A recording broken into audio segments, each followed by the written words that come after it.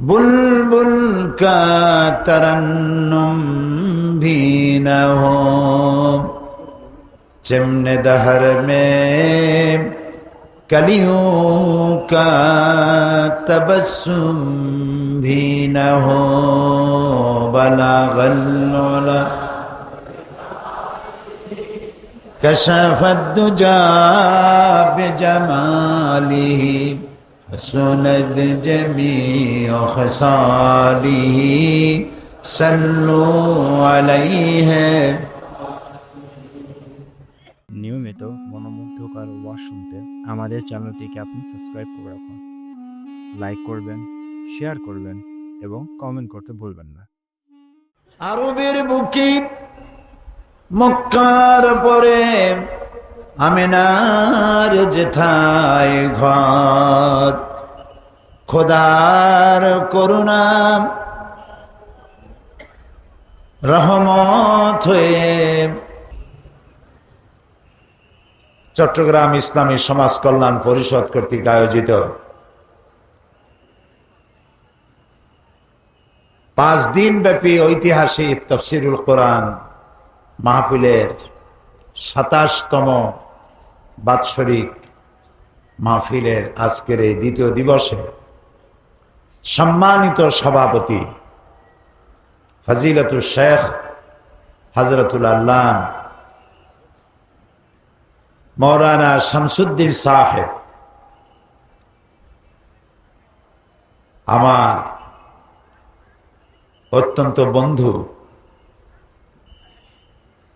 এদেশের সর্বজনম শ্রদ্ধ পরিচিত ব্যক্তিত্ব, আন্তর্জাতিক খ্যাতিসম্পন্ন মুফাসসির কোরআন হযরত মৌলানা লুৎফুর রহমান সাহেব, হযরত উলামায়ে কেরাম, উপস্থিত বাংলাদেশের বিভিন্ন প্রান্ত থেকে, পার্শ্ববর্তী দেশ থেকে আগত সম্মানিত কোরআন প্রেমিক, রাসূল প্রেমিক ভাইয়েরা, পর্দার আড়ালের মা এবং বোনেরা, আসসালামু আলাইকুম ওয়া রাহমাতুল্লাহি ওয়া বারাকাতুহু।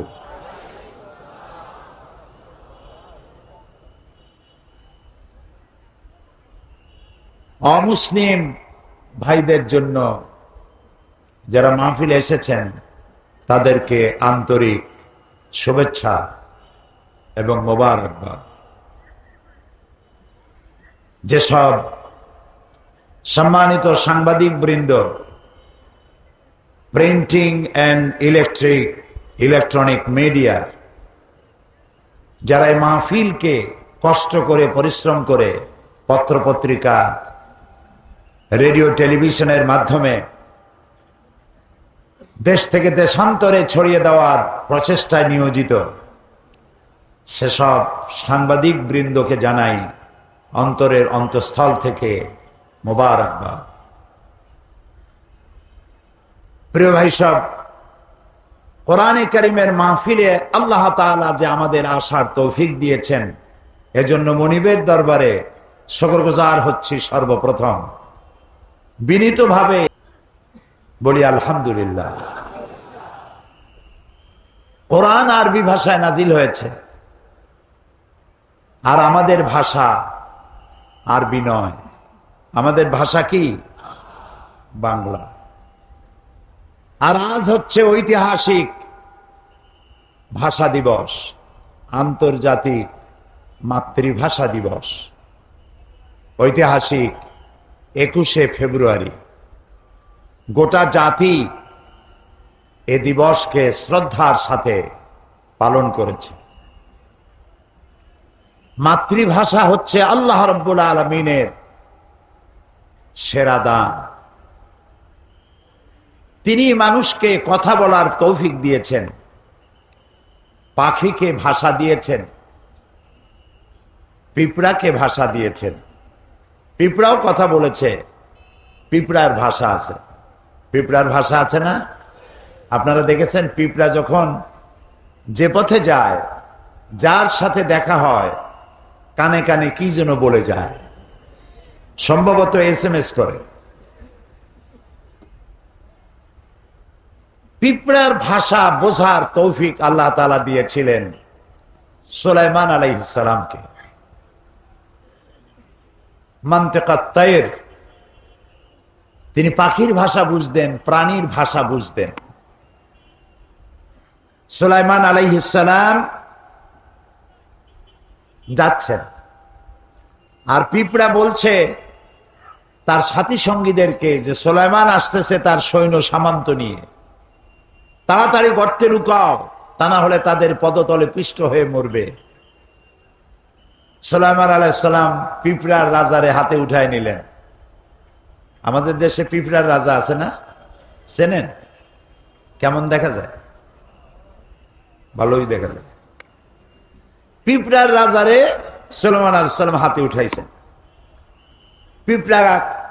পিঁপড়াকে তিনি প্রশ্ন করছেন, পিঁপড়া জবাব দিচ্ছে। পিঁপড়া প্রশ্ন করছে, সুলাইমান আলাইহিস সালাম জবাব দিচ্ছেন। ভাষা না জানলে কি জবাব দিতে পারতেন? এখন পিঁপড়া ভাষা আমি বুঝি, মানুষ সামান্য একটু ইংরেজিতে কথা কইতে পারে, তাই কত অহংকার। বাংলা কইতে গিয়ে মাঝে মধ্যে ইংরেজি না কইলে জানটা ঠান্ডা হয় না। আছে না একরকম লোক, বলছে ভাই তুমি বাঙালি মানুষ, তো এত ইংরেজি কও কেন? কয়েছে সরি, কয়েছে এইটা একটা ইংরেজি কয়ে ফেললেন, কয় এক্সট্রিমলি সরি। তো মানুষ একটু ভাষা শিখলে, একটু বিদ্যা অর্জন করতে পারলে একটা অহংকার সৃষ্টি হয়, সকলের হয় না। রব যার প্রতি এহসান করেছেন, দয়া করেছেন, তার হয় না। দাও যে পরিমাণ নিয়ামত তুমি আমারে আর আমার মা বাপরে দিয়েছ, ওয়ান আমালা সালিহান তারদাহু, আর এমন আমল করার তৌফিক আমাকে দাও যে আমল করলে তুমি খুশি হও। ওয়াদখিলনি বিরাহমাতিকা ফি ইবাদিকা সালিহিন, আর তুমি আপন করুণায় আমাকে তোমার সলিহীন বান্দাদের মধ্যে শামিল করে নাও। ভাষা একটি নিয়ামত। আর রহমান আল্লামাল কোরআন খলাকাল ইনসান আল্লামাহুল বায়ান। মানুষকে আল্লাহ ভাষা শিক্ষা দিয়েছেন। এই যে পাখিরা গান গায়, কুহু কুহু তালে, আপনি শোনেন কুহু কুহু, সে তো বলতেছে আল্লাহু আল্লাহু। ওয়ালাকিন লা তাফকাহুনা তাসবিহাহুম, তোমরা ওদের তাসবিহ বোঝো না। ওরা ওদের ভাষায় আল্লাহর গান গায়, আল্লাহর কৃতজ্ঞতা স্বীকার করে, আল্লাহর তাসবিহ পড়ে। প্রিয় ভাই সব, মাতৃভাষা আল্লাহর দান। আল্লাহ তাআলা বলছেন, ওমা আরসালনা মির রাসূলিন ইল্লা বিলিসানি কওমি লিয়ুবাইয়িনা লাহু, আমি এমন কোন নবী পাঠাই নাই যে নবীকে তার জাতির মাতৃভাষায় পাঠাই নাই। এই মাতৃভাষায় নবী পাঠাইছি এই জন্য যাতে করে তারা আমার বাণীগুলিকে তার জাতিকে বুঝাই দিতে পারে।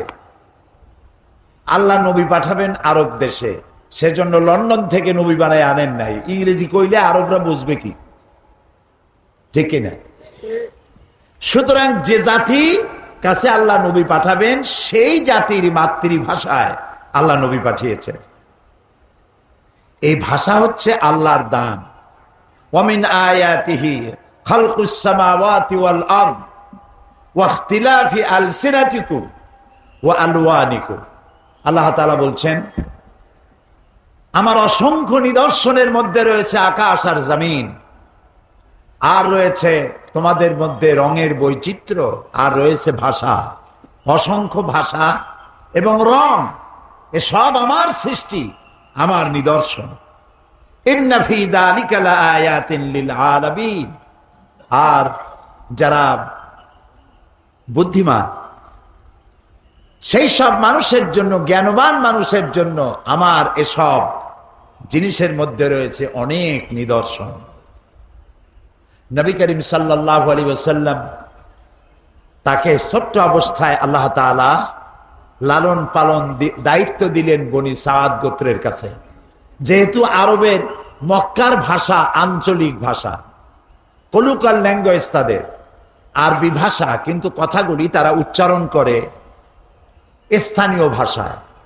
যেমন আমাদের মাতৃভাষা বাংলা হলেও এক এক এলাকায় এক এক ধরনের।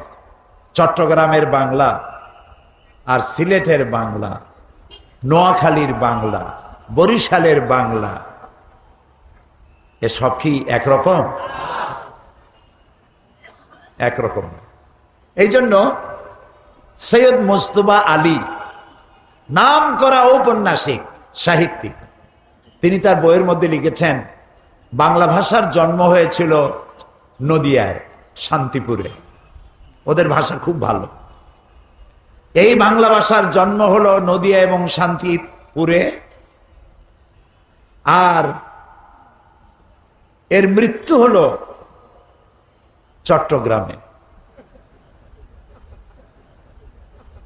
কুলখানি হলো সিলেটে, চল্লিশা হলো নোয়াখালীতে। এটা আমি বলি নাই, কিন্তু সৈয়দ মুস্তফা আলীর লেখা। মানে বাংলা ভাষারে যা বানাইলো তারা। তবে চট্টগ্রামের ভাষা ভালো, অল্পের মধ্যে কামসারে, মুখাফফাফ যাকে বলা হয়। ছাগল, এত লম্বা কথা কেডা কয়, এর থেকে সব। পাগল, এত লম্বা কথা বলার দরকার নেই, পর। আপনারা এত লম্বা কথা এত সময় কই অনারা। আমি মৌলানা শামসুদ্দিন সাহেবকে শুনেছি টেলিফোনে বলে, বদ্দা আই শামসুদ্দি খদ্দে। এই যে কলুকাল ল্যাঙ্গুয়েজ, এটি ভালো, এবং আপনাদের ভাষা, চট্টগ্রামের ভাষা খুবই ভালো, সিলেটের ভাষা এটাও ভালো। সব জায়গার কলুকাল ল্যাঙ্গুয়েজ খুব ভালো, আলহামদুলিল্লাহ। আপনাদের ভাষার মধ্যে আরবির মিলজুল আছে। কেউ যদি ডাকে এ আব্দুল করিম, সে বলছে লব্য, বলে না? এই লব্যটা কি? লাব্বায়কের অপভ্রংশ, এটা আরবির কাছাকাছি। এখানে লোকেরা কাদা বলে, পাত্রকে কাদা বলে, এটা আরবিতে কাদহুন। কাদহুন মানে পাত্র, পেয়ালা। তাহলে দেখা যায় আপনাদের কথা আরবির কাছাকাছি। সিলেটেও এরকম তাদের কথাগুলি আছে। মীমাংসা করতে গিয়ে তারা বলে, বিচারকরা, এই কজিয়ার সমরা হলো এই। কজিও আরবি, সমরাও আরবি। তারপরে বলে যে কিনার কিনার, ওই পাশ দিয়ে যাও, সেটারে বলে কিনার কিনার। কিনার দিয়ে যাও, এক কোনা দিয়ে যাও। এভাবে অনেক ভালো ভালো শব্দ আরবি মিলজুল রয়েছে। আমি আজকে ভাষার তাফসীর করতেছি না, যেহেতু আজকে ঐতিহাসিক আন্তর্জাতিক মাতৃভাষা দিবস, সেজন্য বলছি, আজ থেকে 54 বছর আগে 1952 সালে রাষ্ট্রভাষা বাংলার আন্দোলন করেছিল আমার দেশের দামাল ছেলেরা। সেই আমার দেশের দামাল মুসলিম ছেলে সালাম, বরকত, রফিক, জব্বার আমার মাতৃভাষার জন্য তারা জীবন দিল। গোটা জাতি শ্রদ্ধার সাথে তাদেরকে স্মরণ করেছে। আমরাও তাফসীরের মাহফিলের পক্ষ থেকে এই 4 বীর সন্তানের জন্য দোয়া করি, আল্লাহ আমার মায়ের ভাষার জন্য যারা জীবন দিল, জান্নাতুল ফেরদাউসের মেহমান তাদেরকে বানায় নিও। প্রিয় ভাই সব, তবে একটি জায়গায় আমি একমত হতে পারি না, সেটি হলো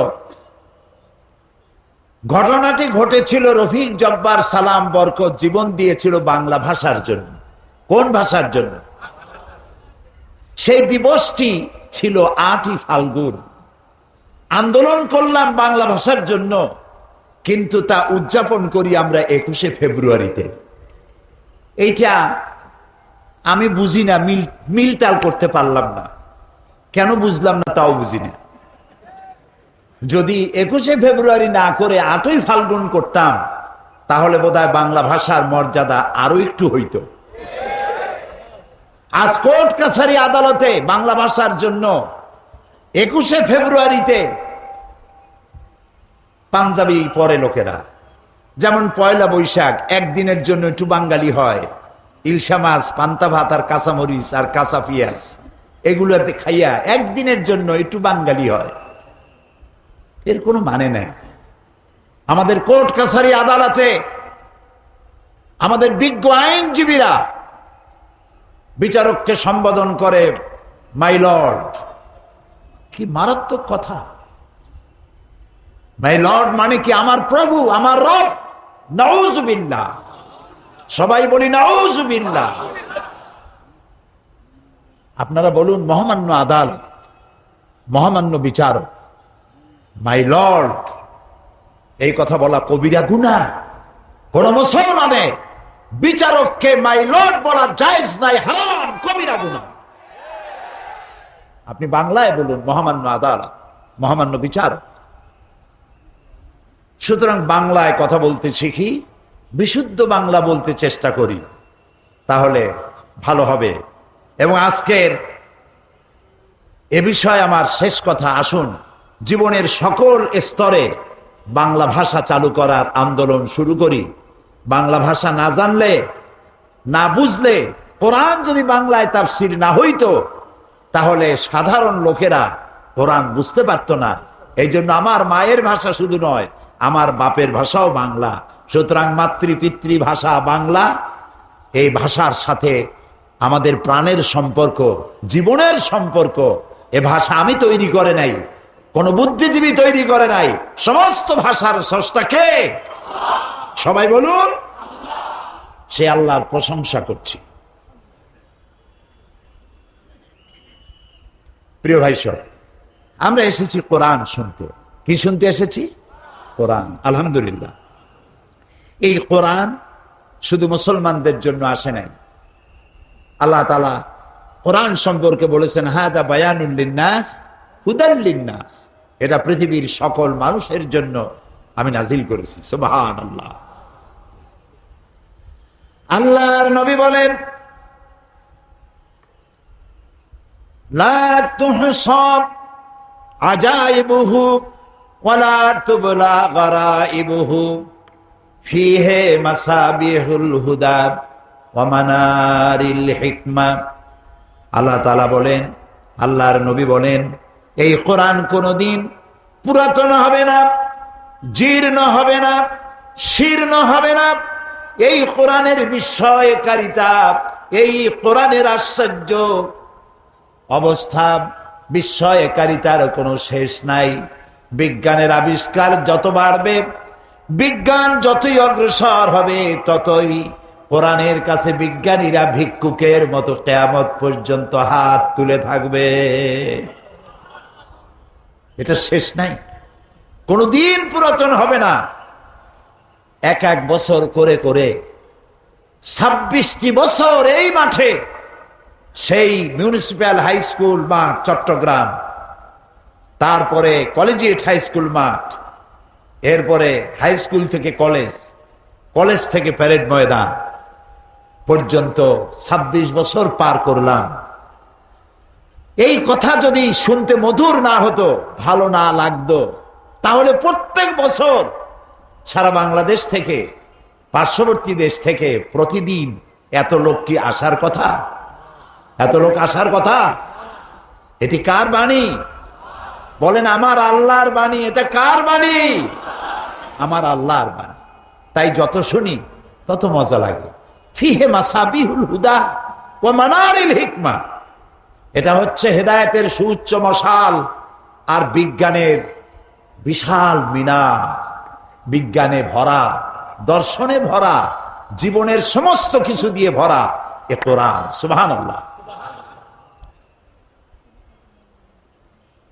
আল্লাহ তাআলা কোরআনে কারীমের মধ্যে বলেছেন ওয়া কুল্লা ইনসানিন আলজামনাহু, আমি প্রত্যেকটি মানুষের গলার মধ্যে এখানে ছোট্ট ছোট্ট একটি ঘুটলির মতো রেখে দিয়েছি, যেটার ভেতরে তার সারা জীবনের সমস্ত কাজ আর কথাগুলি লিপিবদ্ধ হয়।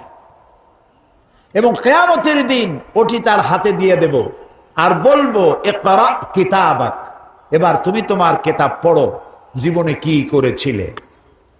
প্রশ্ন ওঠে যে ছোট্ট একটা ঘুটলি এই গলার কাছে একটা মানুষ বাঁচে 50, 60, 70, 80, 100, 150, আগে তো আরো বেশি বাঁচত।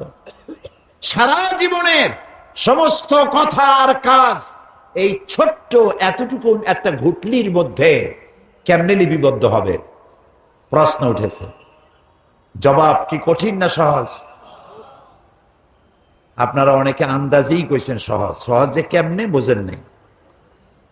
সহজ এইভাবে, আপনাদের সকলের কাছে এখন মোবাইল আছে, আছে না?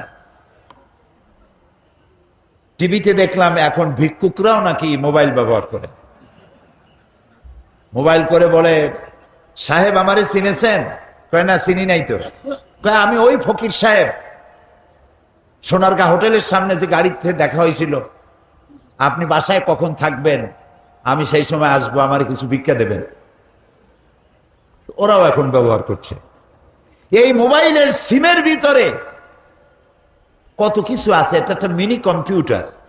এর মধ্যে শত শত telephone number, email, internet, website সহ সব কিছু।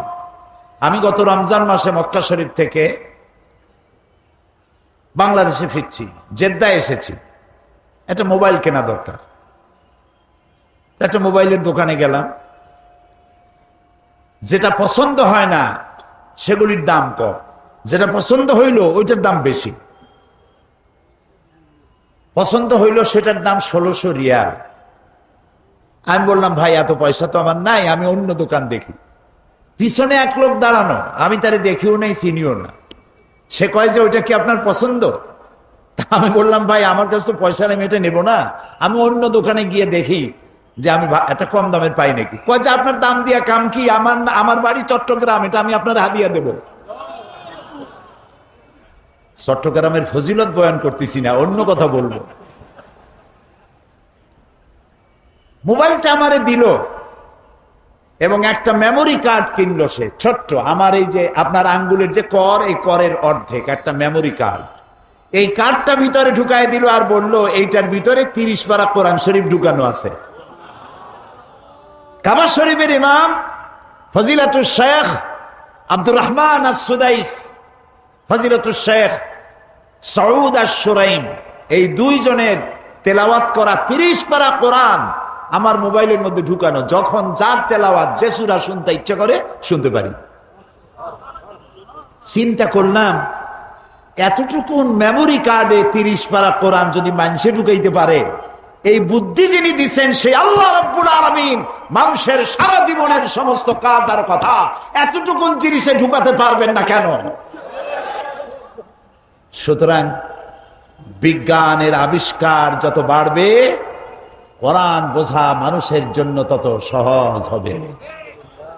যদি কোথাও বিজ্ঞান আর কোরআনের মধ্যে কন্ট্রাডিকশন হয়, তাহলে বুঝতে হবে বিজ্ঞান ব্যর্থ, কোরআন সফল। বিজ্ঞান আরো রিসার্চ করুক, কোরআনের সত্যতার দ্বার প্রান্তে একদিন না একদিন উপনীত হবেই ইনশাআল্লাহ। কারণ কোরআন এসেছে মহাবিজ্ঞান আল্লাহর কাছ থেকে। প্রিয় ভাই সব, সেই জন্য বলেছিলাম কোরআন শুধু মুসলমানদের জন্য নয়। আল্লাহ কি শুধু মুসলমানদের? বলেন তো আল্লাহ কার? সবার। আল্লাহ যদি মুসলমানদের হইতো তাহলে তো আমরা পড়তাম আলহামদুলিল্লাহ রব্বিল মুসলিমিন, ঠিক না ভাই? আলহামদুলিল্লাহ রব্বিল আউলিয়া ওয়াল মুত্তাকিন, আলহামদুলিল্লাহ রব্বিল মুরসালিন, এগুলি পড়ি। কি পড়ি? পড়েন আমার সাথে, আলহামদুলিল্লাহি রব্বিল আলামিন। সুবহানাল্লাহ, সুবহানাল্লাহ। সমগ্র বিশ্বের একচ্ছত্র অধিপতি মালিক তিনি সকলের। আমি হিন্দুদেরকে সম্বোধন করেছি, খ্রিস্টান, বৌদ্ধ, উপজাতীয়দেরকে সম্বোধন করেছি, কারণ আপনাদের সাথে আমাদের কোনো শত্রুতা নাই। আপনারা আমাদের ভাই, আপনাদের সাথে আমাদের সুসম্পর্ক। কোরআন আমার জন্য শুধু নয়, আপনার জন্য, কারণ আল্লাহ শুধু আমার না, আপনারও। আপনি ভগবান ডাকুন, ঈশ্বর ডাকুন, পরমেশ্বর ডাকুন, এক ব্রহ্মা, দ্বিতীয় নাস্তি বলুন, গড ডাকুন, যেই নামে ডাকুন, যাকে উদ্দেশ্য করে ডাকছেন তিনিই তো আল্লাহ। তিনি কে? তিনি সকলে, তিনি হচ্ছেন রব্বুল আলামিন। আর এই কোরআন যেটা তিনি অবতীর্ণ করেছেন, শুধুমাত্র মুসলমানদের জন্য এই কোরআন আসে নাই। আল্লাহ রব্বুল আলামিন, কোরআন হচ্ছে যিকরুল লিল আলামিন, সমস্ত মানব গোষ্ঠীর জন্য আল্লাহ কোরআন নাজিল করেছে। আমরা সুবহানাল্লাহ বলবো না? আলহামদুলিল্লাহ। এখন আল্লাহ সকলের, কোরআনও সকলের, নবী শুধু আমাদের নাকি? জি। এবার দেখুন, কোরআন আল্লাহ সকলের, কোরআনও যার কাছে কোরআন নাজিল হইল তার সম্পর্কে আল্লাহ কি বলছেন? ওয়ামা আরসালনাকা ইল্লা রাহমাতাল লিল আলামিন। নবী হে, আমি আপনাকে আমার গোটা সৃষ্টি জগতের জন্য, হোল ম্যানকাইন্ড, সমস্ত মানব গোষ্ঠী, এমনকি সৃষ্টি জগতের জন্য আপনি আমার করুণার মূর্ত প্রতীক, আপনি আমার রহমত। সৃষ্টি জগতের জন্য। নবী করিম সাল্লাল্লাহু আলাইহি সাল্লাম হেঁটে যাচ্ছিলেন, দেখলেন একটা উট দাঁড়ানো, রাসূলের দিকে তাকায় আছে, উটের চোখ দিয়ে পানি পড়তেছে। উটটি কৃষ, শুকনা, গায়ে গোস্ত টোস্ত নাই। নবী করিম সাল্লাল্লাহু আলাইহি ওয়াসাল্লাম উটের মালিককে ডাকলেন আর বললেন, উট তার নীরব ভাষায় আমাকে জানালো, এই উটের তুমি যত্ন নেও না, ঠিক মতো পানি আর খাবার তুমি তাকে দাও না, তোমাকে আল্লাহর কাছে দায়ী হয়ে যেতে হবে। সুবহানাল্লাহ। শুধু কি মানুষের জন্য রহমত? গোটা সৃষ্টি জগতের জন্য তিনি রাহমত, সমগ্র বিশ্বের সর্বশ্রেষ্ঠ মহামানব। এই যে কোরআন, এটা কি একটি বারের জন্য আমার আল্লাহ তার হাবিবকে নাম ধরে ডাকলেন না? সুবহানাল্লাহ বলবেন না? তিনি তো বললেন, ইয়া আদম, ইয়া ঈসা, ইয়া মূসা, ইয়া জাকারিয়া, ইয়া ইয়াহইয়া, ইয়া ইব্রাহিম। কে আমাদের জাতির পিতা? তাও বুঝতে ভুল হয়। কে আমার জাতির পিতা? কোন মুসলিম সন্তান জাতির পিতার ব্যাপারে কোনো আপোষ করতে পারে না। এ মুসলিম মিল্লাতের একমাত্র পিতা ইব্রাহিম আলাইহিস সালাম। কোন বেঈমান ছাড়া, কোন মুনাফিক ছাড়া, ইব্রাহিম আলাইহিস সালাম ছাড়া কাউকে জাতির পিতা বলতে পারে না। আল্লাহ তাআলা কোরআনে কারীমের মধ্যে কোথাও বলেন নাই ও জাতির পিতা ইব্রাহিম, বলেছেন না। ডাইরেক্ট, ওয়ানাদাইনাহু আইয়া ইব্রাহিম, আমি ডেকে বললাম, ও ইব্রাহিম, কাদ সাদ্দাকতার রুইয়া ইন্না কাযালিকা নাজজিল মুহসিনিন। ও ইব্রাহিম, তুমি তোমার স্বপ্নকে বাস্তবে রূপ দিয়েছো, আর আমি এভাবে করি মুহসিনিনদেরকে আমি জাযা দান করি, পুরস্কৃত করে থাকি। সবাইরে নাম ধরে ডাকলেন। গোটা কোরআনে কারীমের মধ্যে আল্লাহ রাব্বুল আলামিন একটি জায়গায়ও ইয়া মুহাম্মদ, ইয়া আহমদ বলে কোথাও ডাকলেন না, বরং আল্লাহ রাব্বুল আলামিন বললেন, ও মানুষেরা, তোমরা যেমন পরস্পর পরস্পরকে নাম ধরে ডাকাডাকি করো, এইভাবে করে আমার নবীকে কখনো নাম ধরে ডাকবা না। কখনো আমার নবীকে নাম ধরে ডাকবে না। সুবহানাল্লাহ। আল্লাহ তাআলা নিষেধ করে দিলেন। এই যে সর্বশ্রেষ্ঠ নবী, তার জীবন সর্বকালের সমগ্র মানব গোষ্ঠীর জন্য একমাত্র গ্রহণযোগ্য আদর্শ। লাকাদ কানা লাকুম ফি রাসূলিল্লাহি উসওয়াতুন হাসানাহ। একমাত্র তিনিই গ্রহণযোগ্য, তার কাছ থেকে আদর্শ গ্রহণ করো। তার চরিত্রের সার্টিফিকেট দিলেন আল্লাহ তাআলা নিজে, ইন্নাকা লাআলা খুলুকিন আযীম, আপনি উন্নত চরিত্রের উপরে প্রতিষ্ঠিত। তার চরিত্রটাই ছিল কানা খুলুকুহুল কোরআন, তার চরিত্রটা ছিল কোরআন, তিনি ছিলেন চলমান কোরআন। সুবহানাল্লাহ, সুবহানাল্লাহ। যেটা 30 পারা কোরআন, সেটাই রসুলের 23 বছরের নবুয়তের জীবন। যেটা রসুলের 23 বছরের নবুয়তের জীবন, সেইটাই 30 পারা কোরআন। মহান আল্লাহ তাআলার পরই তার মর্যাদা, তার থেকে বড় সম্মান মর্যাদার পাত্র আরশের নিচে, ফারশের উপরে, জমিনের উপরে আর কারো নাই।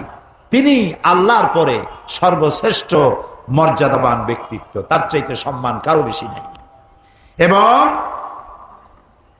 যাকে অনুসরণ অনুকরণ না করলে আল্লাহর ভালোবাসা পাওয়া যাবে না। আল্লাহ তাআলা বলছেন, কুল ইন কুনতুম তুহিব্বুনাল্লাহা ফাত্তাবিউনি ইউহিব্বুকুমুল্লাহ ওয়া ইয়াগফির লাকুম যুনুবাকুম ওয়াল্লাহু গফুরুর রহিম। আল্লাহ তাআলা বলেন, হে নবী আপনি বলুন, তোমরা যদি আল্লাহকে ভালোবাসো, আমরা কি আল্লাহকে ভালোবাসি?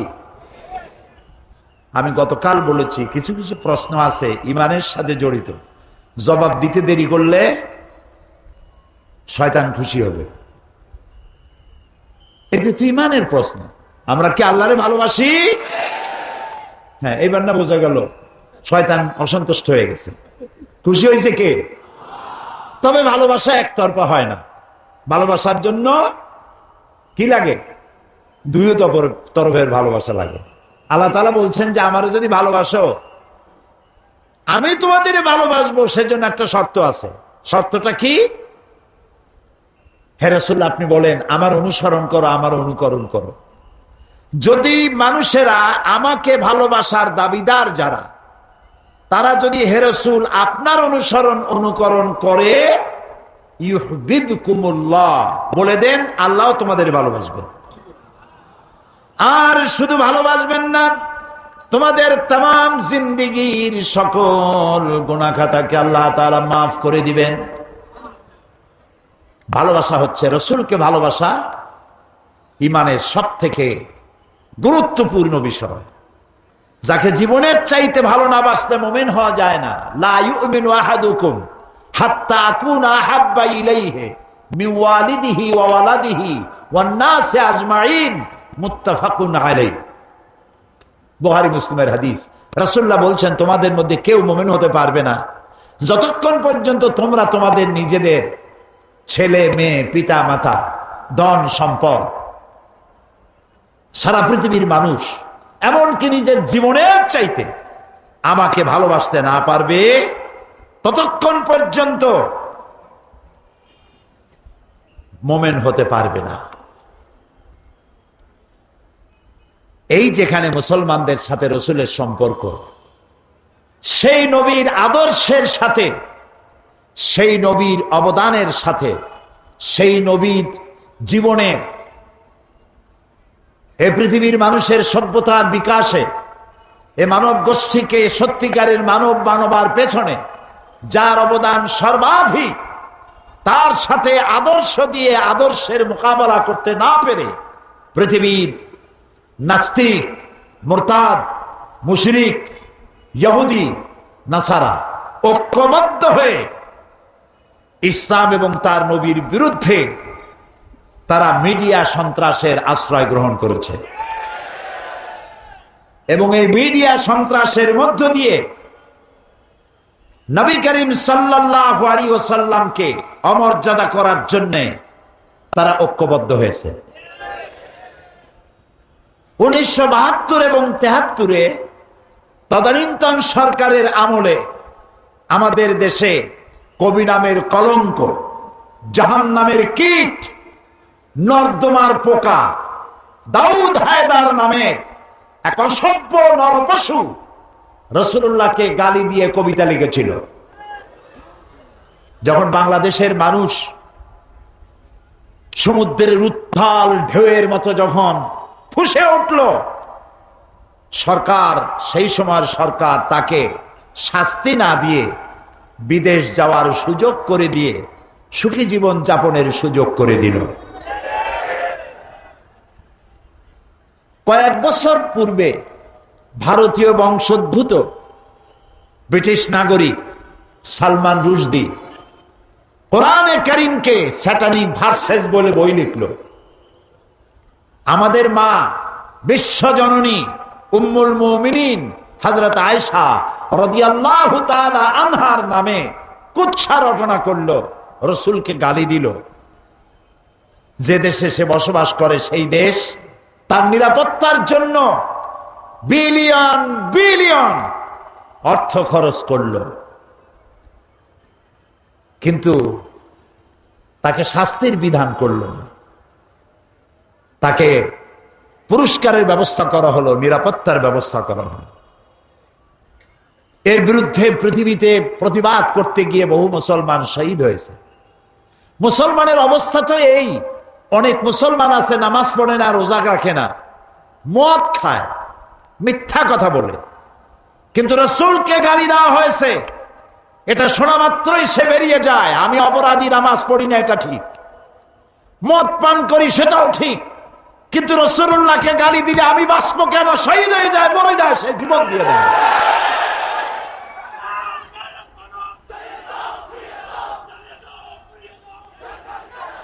এবার একের পর এক মুসলমানদের ঈমান টেস্ট করা শুরু করেছে ইসলামের বিদ্বেষীরা। এই পৃথিবীর মানচিত্রে একটি দেশের নাম ডেনমার্ক। ডেনমার্কের একটি পত্রিকা নবী করিম সাল্লাল্লাহু আলাইহি ওয়াসাল্লামের ব্যঙ্গচিত্র অঙ্কন করলো, তার মাথার উপরে বোমা আকৃতির একটা পাগড়ি পরায় দিল, নাউযুবিল্লাহ।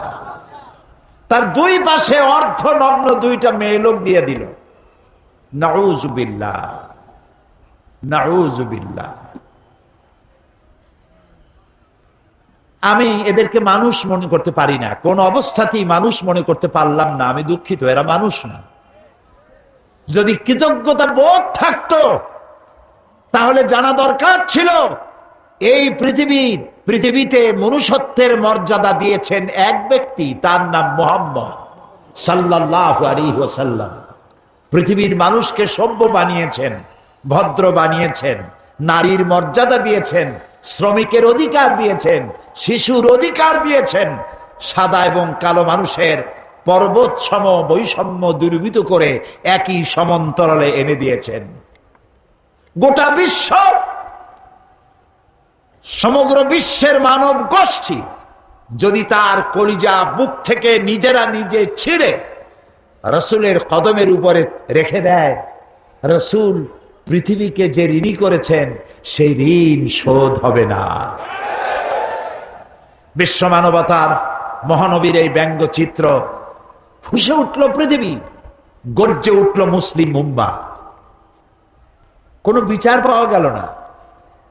যেখানে এটা বন্ধ করে দেওয়ার কথা ছিল বন্ধ না করে Italy, Germany, France, Bulgaria, Belgium, যুক্তরাষ্ট্র, ইটালি, বিভিন্ন দেশে নবী করিম সাল্লাল্লাহু আলাইহি ওয়াসাল্লামের ব্যঙ্গচিত্র, ব্যঙ্গ কার্টুন আঁকাইয়া পৃথিবীর 150 কোটি মুসলমানের কলিজায় আগুন লাগাইয়া দিল।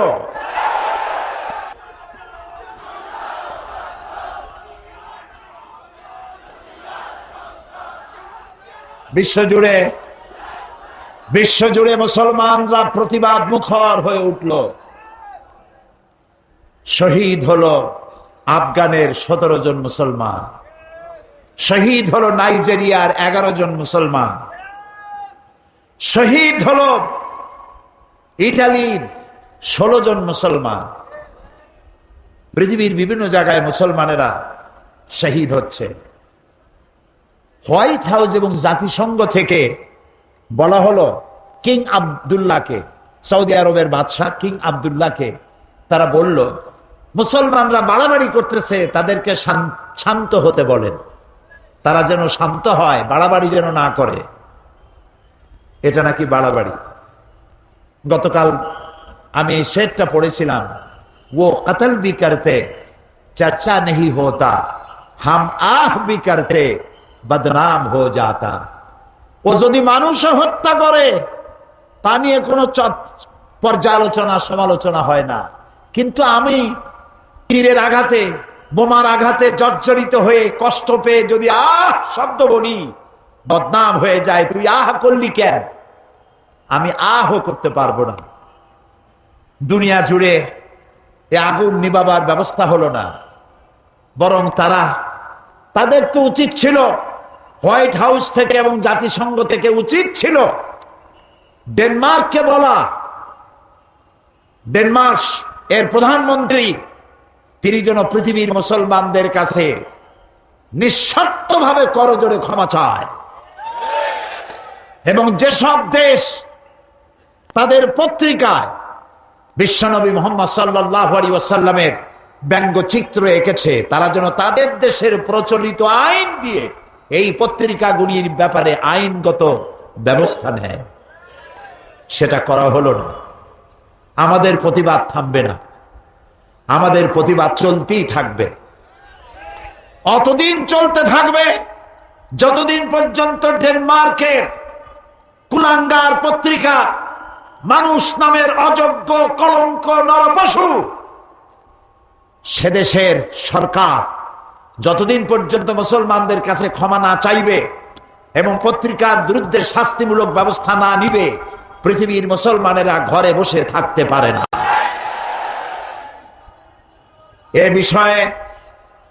এ বিষয়ে আমার দেশের প্রধানমন্ত্রী তার নিজের পক্ষ থেকে ডেনমার্ক প্রধানমন্ত্রীকে নিন্দা জানিয়েছেন। জোটের পক্ষ থেকে, সরকারের পক্ষ থেকে, দেশের 15 কোটি মানুষের পক্ষ থেকে তীব্র নিন্দা এবং ধিক্কার জানিয়েছেন দেশের প্রধানমন্ত্রী। বাংলাদেশের মহান জাতীয় সংসদে আমরা সম্মিলিতভাবে সমস্ত দল মত শুধু নয়, বাংলাদেশের ইহুদি, খ্রিস্টান, বৌদ্ধ, হিন্দু, জাতি ধর্ম নির্বিশেষে আমরা নিন্দা প্রস্তাব গ্রহণ করেছি ডেনমার্কের বিরুদ্ধে। এই নিন্দা প্রস্তাব সর্বসম্মতক্রমে বাংলাদেশের মহান জাতীয় সংসদে পাশ হয়েছে।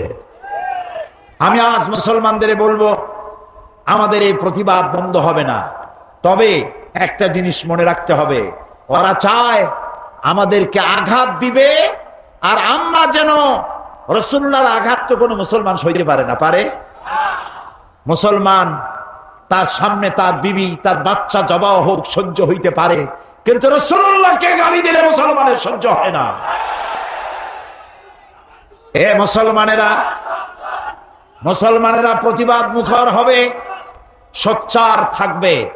তবে ওরা চায় আমরা যেন ওদের পতাকায় আগুন জ্বালাই, আমরা যেন ওদের দূতাবাসগুলি আগুন দিয়ে পোড়ায় দেই, আমরা যেন ওদেরকে মারধর করি, আমরা যেন বাস পোড়াই, আমরা যেন মানুষ হত্যা করি। এই সব ব্যাপারে ওরা এটা চায়। ওদের পাতানো ফাঁদে আমরা কি পা দিব? আমরা কি পা দিব? নিশ্চয়ই নয়। আমাদের প্রতিবাদ হবে অহিংস, কারো দেশের পতাকা পোড়ায় নয়, কারো দূতাবাসে আগুন জ্বালায় নয়, কাউকে হত্যা করে নয়, বরং কলিজার সবটুকুন ধিক্কার, নিন্দা এবং প্রতিবাদ জানাবো। কলিজা দিয়া ধিক্কার দিয়ে তাদেরকে প্রতিবাদ জানাতেই থাকবো। ওরা আমাদেরকে সন্ত্রাসী জাতি হিসাবে চিন্তা পরিচিত করাবার জন্য হাজারো চেষ্টা করছে। এই চেষ্টায় আমরা পাও দেব না। আল্লাহ যেন আমাদেরকে সেই ধৈর্য ধরার তৌফিক দান করেন। আমরা বলি আমিন।